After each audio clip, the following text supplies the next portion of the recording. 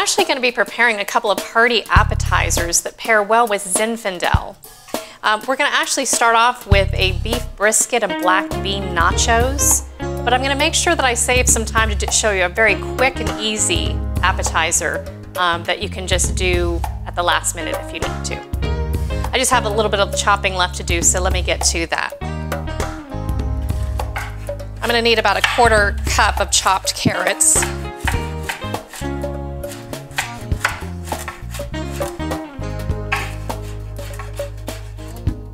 All right.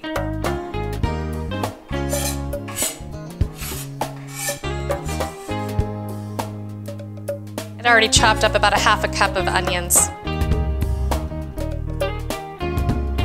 And about a 1/4 cup of celery.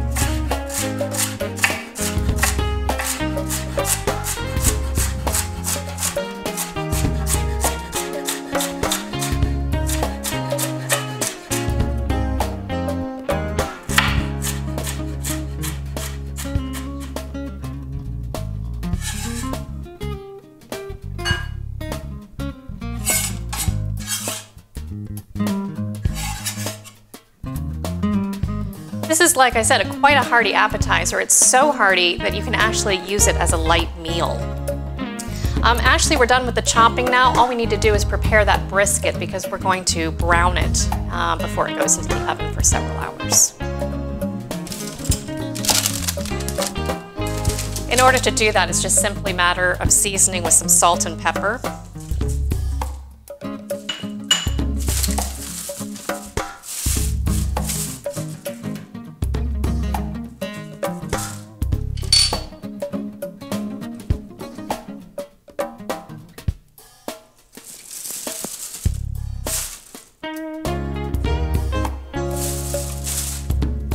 Alright, that looks good. Okay, so that seasons up the beef. We're going to actually sear that on high heat until it's browned nicely on all 4 sides. Okay, at this point we're ready to start searing up that nice beef brisket. This is about 2 pounds. We're going to do that on high heat. Make sure that all those sides get nice and brown.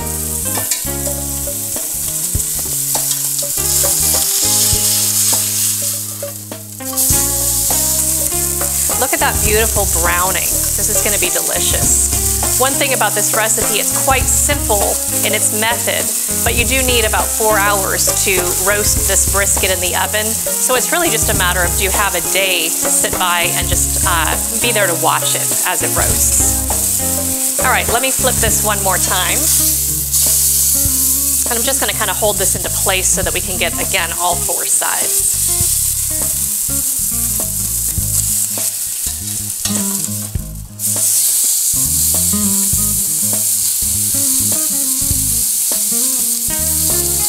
Actually already taste this appetizer. I've made it a few times now. So flavorful.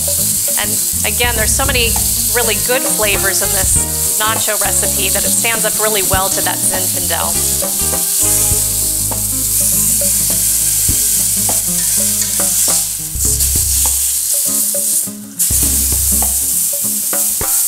We're almost done here. All right, so we're going to add those carrots, celery, and onions, and a couple of garlic cloves, and just let that cook in there for a couple of minutes.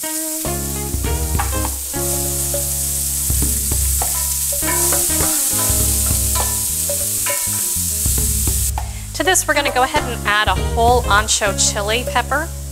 Actually, let me kind of cut this open just to make sure that we release a lot of those flavors. Get some of those seeds out too. So we're going to just put that in. We're actually going to put about a 1/2 cup of instant coffee right over that brisket. And then top it off with a quart of beef stock. I actually got this recipe off the Paradox website, which is actually one of the brands within the Duckhorn family of wines. And they make a delicious Z blend that you can pair with this.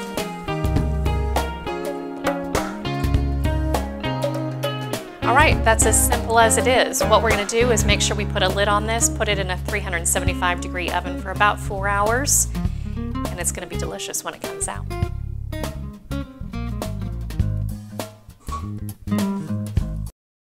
We're the Frank and Sandy Show. We travel. Our guests have attitude. We turn up in exotic places. Here we are in Costa Rica, and we're actually still not there. You'll find us on cruise ships. We're doing travel interviews. I like puppies. Well, she must be a Democrat. You'll never know what's around our next corner.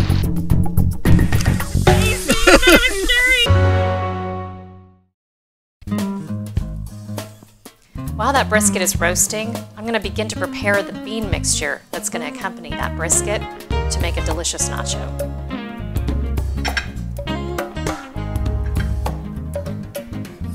These are just some poblano peppers to give it a little bit of heat.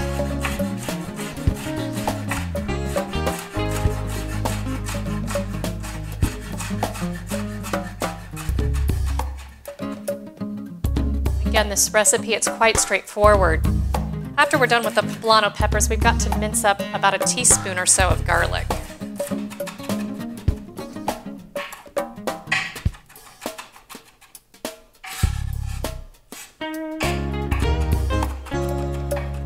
With a little bit of chopping that we've done, I already had about a quarter cup or so of onions. We're ready to just put it into the pot and make sure that these flavors blend together. You can actually use dried beans and soak them overnight and such. I actually just do it the easy way and use a couple of cans of regular black beans. Again, we're just going to combine all of these together. Because ultimately we're going to mix in some chopped brisket in with these beans. You'll see I'll top them with some cheese, broil them underneath in the oven. About a teaspoon of Mexican oregano.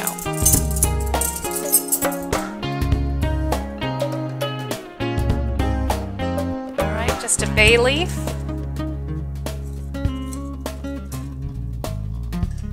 It's really as simple as it is. We're just gonna blend all of these together. I'm gonna let them simmer. Maybe about 20 to 30 minutes. Just make sure that those peppers really infuse with those beans.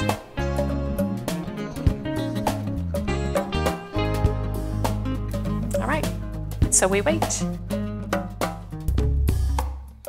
While these dishes are in their final preparation and cooking stages, I'm going to throw it to Frank. He's going to take you to Napa Valley and talk a little bit more about wines.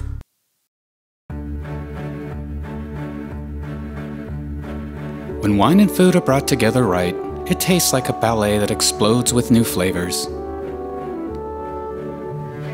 It brings people together and elevates an ordinary meal into a spectacular experience.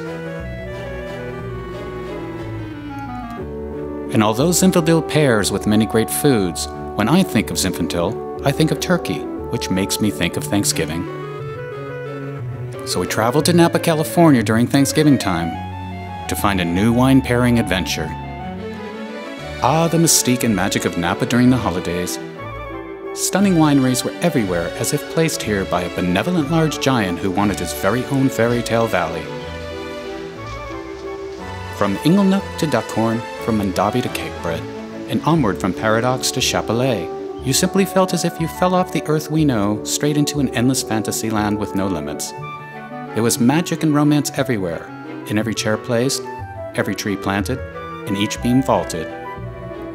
No detail seemed too small at every magical mansion, winery, or tasting room. It was as if we were flipping through the pages of Quaint Cottage Weekly to Master Gardening Almanac to the pages of Architectural Digest. But fairy tales also have their seasons.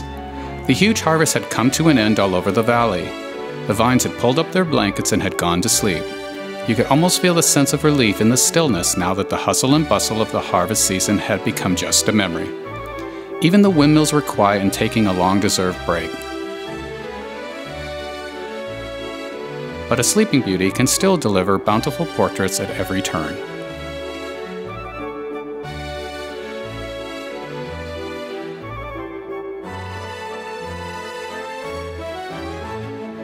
The grand dames of Napa Valley, the kings and queens of California of the wine industry, speckled all over the vast terrains, expansive mountainsides, all showing their grandeur and beauty.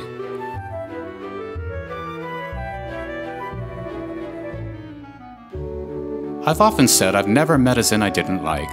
So with all these zins, how are we to select which zin to have with Sandy's delectable treats tonight? From Lodi's Michael David's wallet-friendly, bold and luscious 7 deadly zins, and their even bigger and bolder earthquake, to one of Napa's most exotic and intense zins from Inglenook. So many zins, so few nights. Well, the one we chose for tonight was one of the most spectacular zins I've ever met. Perched way up high on Pritchard Hill, we found an elegant vineyard and winery that began creating amazing wines over 45 years ago. But before we share this amazing zin with you, let's return to Sandy as she finishes creating her fantastic beef brisket and black bean nachos.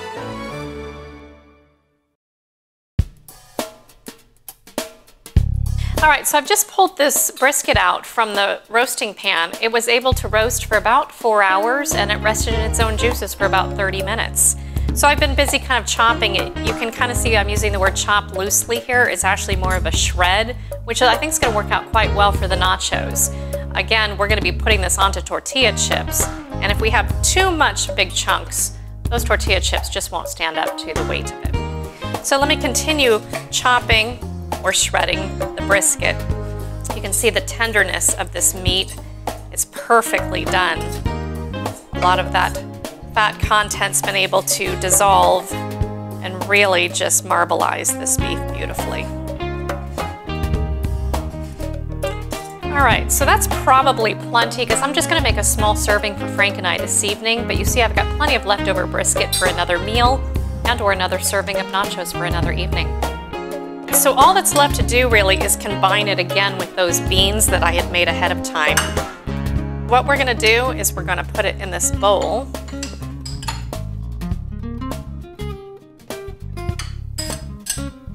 Oh, look at that, that worked out perfectly. All right, one final step is to add some Monterey Jack cheese to it. We're gonna put it in the broiler for just a few minutes to melt that cheese. And then it's gonna be nachos for Frank and Sandy.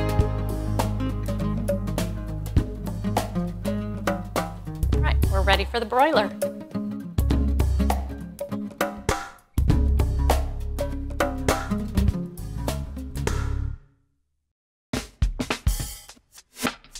I thought I'd like to show you a quick and easy appetizer that you can make with a lot of ingredients you may just have around the house.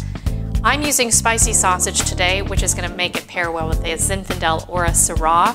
But if you use my old sausage along with these mushrooms, you could probably pair it quite well with a Pinot.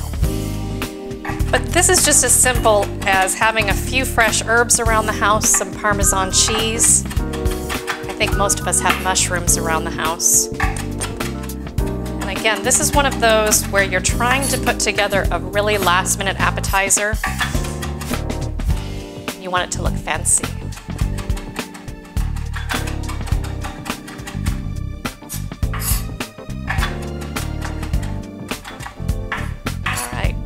So I've already went ahead and dusted off these mushrooms. I don't even take the time to pre-bake them. I just put them raw. I stuffed them with some bulk sausage that I got at the market.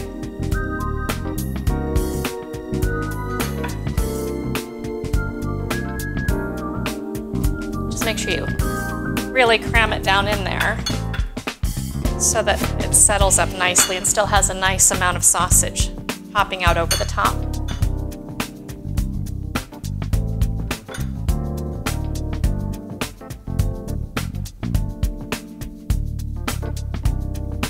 I'm going to dust it with a little bit of Parmesan cheese.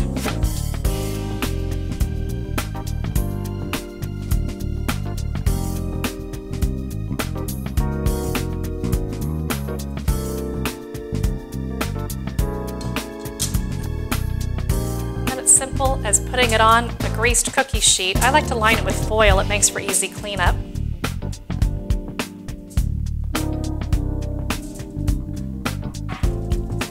We're just going to add that parsley to the top, just to give it a little bit of color.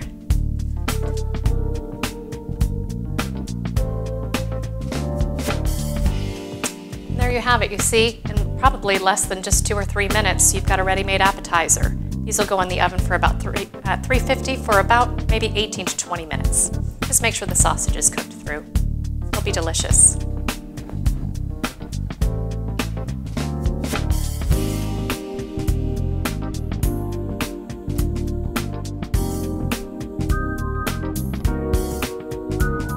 Those mushrooms smell so fantastic, I can't wait to pair them with a Zinfandel.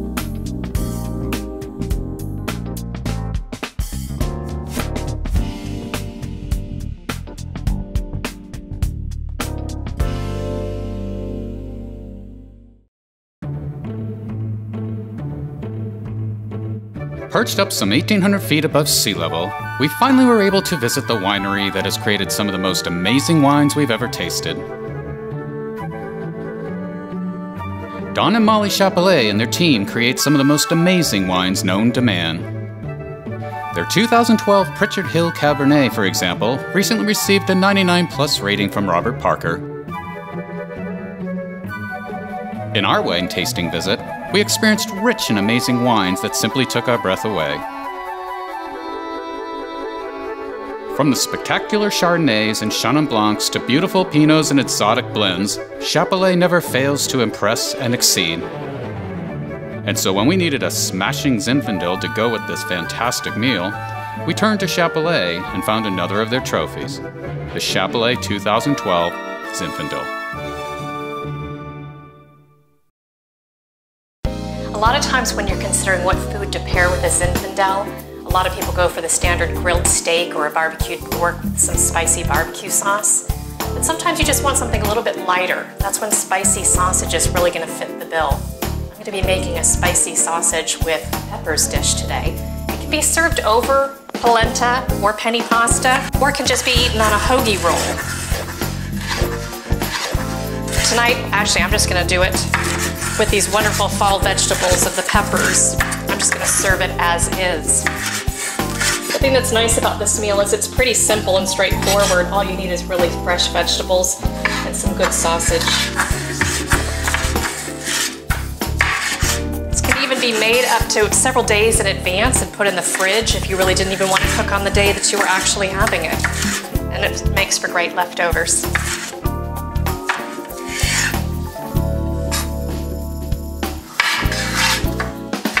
You can kind of see how simple this meal is going to go together. No creamy sauces with such a strong wine. It'll just be overpowered. You can see this is simple enough that everything even just fits all on one cutting board. And we're almost to the end of even our chopping. That's how easy it can be. Again, nothing on that grilled steak or barbecued pork option. So what we're going to do is we're going to actually start by grilling up the sausage. I'm going to be browning up this sausage over medium heat, and you're not going to want to hear a crackle and sizzle. If you do, it's time to turn the heat down. We just kind of want to nicely brown these. We don't want them to be seared. And we're going to brown them on all sides. So we'll take a few minutes to do that. Okay, so we've had a little bit of time to brown up those sausages on all 4 sides. We're going to take them out of the pot and just set them aside. We're going to start to put those onions and peppers in. At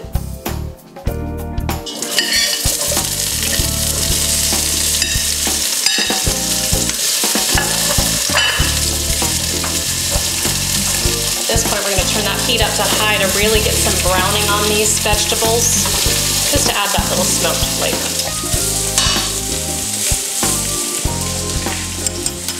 If there's any sausage remnants, just kind of scrape them off the bottom as you're doing this.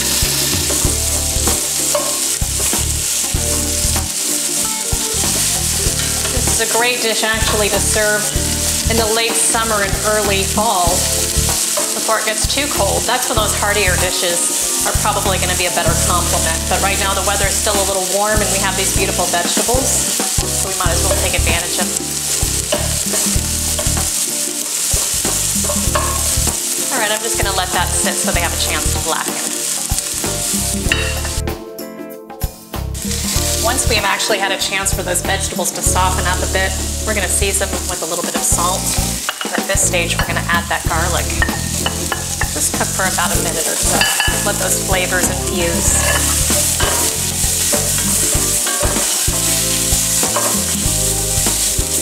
And you can make this dish as spicy as you'd like.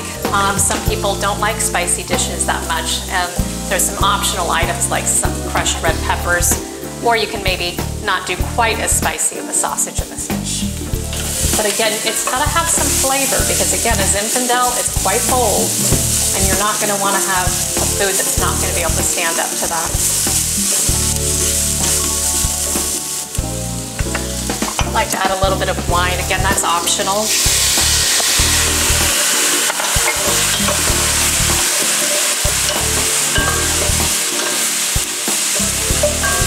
We're gonna let all those flavors infuse and let that wine reduce by just a little. All right, we've had a chance for that wine to reduce a little bit. What we're gonna do now is add our crushed tomatoes and some additional spices. And again, those crushed red peppers, it is optional, but I like my food spicy. So I'm gonna go ahead and add those in.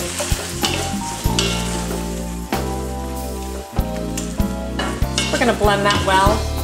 And at this point, we're gonna add back in those sausages. Turn it down to simmer. Put a lid on it. Let all those flavors infuse for about 20 minutes. Then dinner will be served. All right, so this has had about 20 minutes to simmer. Get those flavors infused and really get that sausage cooked up. Really, all it is dishing up at this point. And again, I'm just serving this plain just with the sausage and peppers, but you can serve it over penne pasta, on a hoagie roll, or over polenta.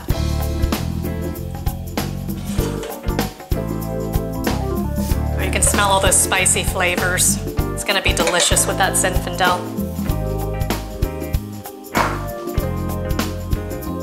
All right, so we've got it all dished up. I may choose to actually sprinkle on some Parmesan. For a little extra heat, I might throw on some spicy red peppers just as a garnish. Bon appetit!